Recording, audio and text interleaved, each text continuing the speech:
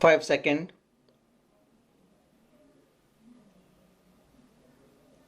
Start.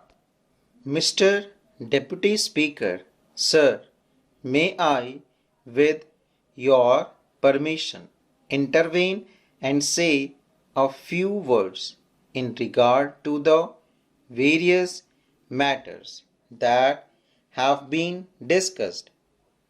My colleague, the Finance Minister, who is in charge of this particular budget, will no doubt deal with the specific matters that have been raised in the course of this debate.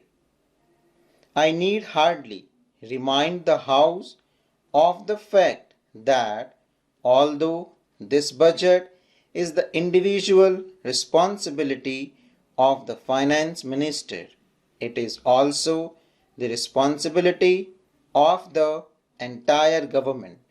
And as Prime Minister, I am entirely responsible for it as well as any other members of the government. This budget was placed before the House after the usual consideration by the government, and the latter is completely committed to it. That does not mean that we are not willing to consider any new proposals. We certainly are, so long as the basic structure of the budget is not affected. My friend, the Honorable Professor Shah, pointed out various difficulties in the way of a debate here and in the way of consideration of the budget proposal. He pointed out how little could be done in the allotted time. I am in complete agreement with him in this matter. If there are any practical proposals which would enable us to give more time for the consideration of these problems, either formally or informally, I am quite sure that the finance minister will gladly consider them. The real difficulty is, however, more basic, and it is this: the kind of problem which the government has to face now is so vast and intricate that it is impossible for any democratic parliamentary assembly to give enough time for its consideration. It is just a question of time. This is not a new difficulty. I remember that long debate on this subject took place in a country like the United Kingdom, where they found that they could not get along with what is really the 19th century procedure in this 20th century of continuous crisis, social problems and international problems. So, even parliamentary procedure in the United Kingdom has gradually changed, and many matters are left more to the committees than to the House itself. Usually, a principle is decided by the House, and its working out is left to committees. The House cannot find a time for considering anything. That is a difficult inherent in the situation. If we can find a remedy for it, it will not only be good for us, but maybe we will be setting an example for other democratically inclined countries who are seeking such remedies. In spite of the fact that Parliament is in continuous session, it is not able to find time to consider in detail all the important matters that come up.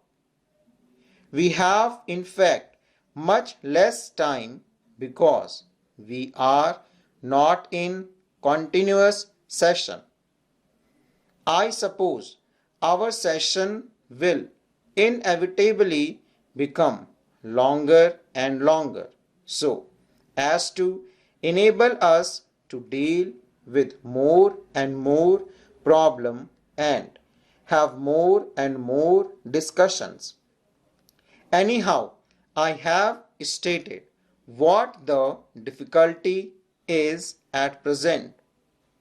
Though I am in sympathy with what Professor Shah said, I have no easy remedy for that difficulty except to say that we are perfectly prepared to consider together with the honorable members of the House any ideas or suggestions about how to give greater facilities for more intensive discussion of any great problem. An honorable member referred to the budget speech as being directly or indirectly a survey of all manner of problem, domestic, international, economic, foreign, etc. The House can hardly expect the finance minister budget speech to be a survey of all these tremendous problems, although they have no doubt some bearing on the budget. The world is becoming far too intricate and difficult for us to be able to keep the full picture in view always.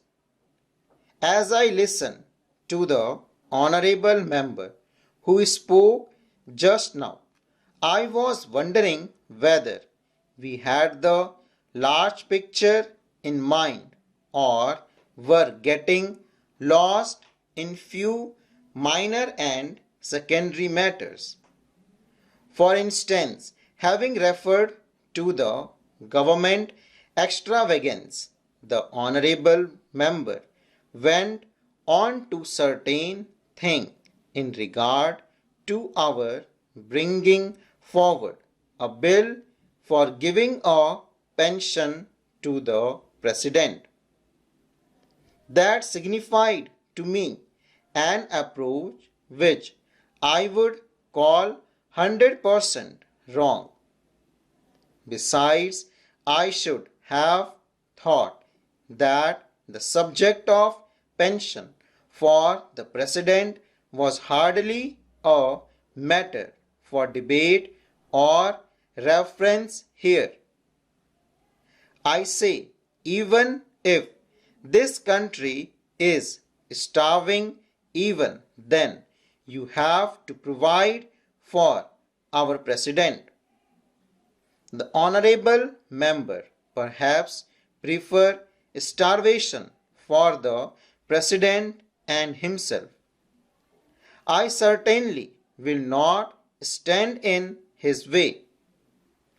But we are considering graver matters than this and the fact that such points are raised show that we are not looking at the problem.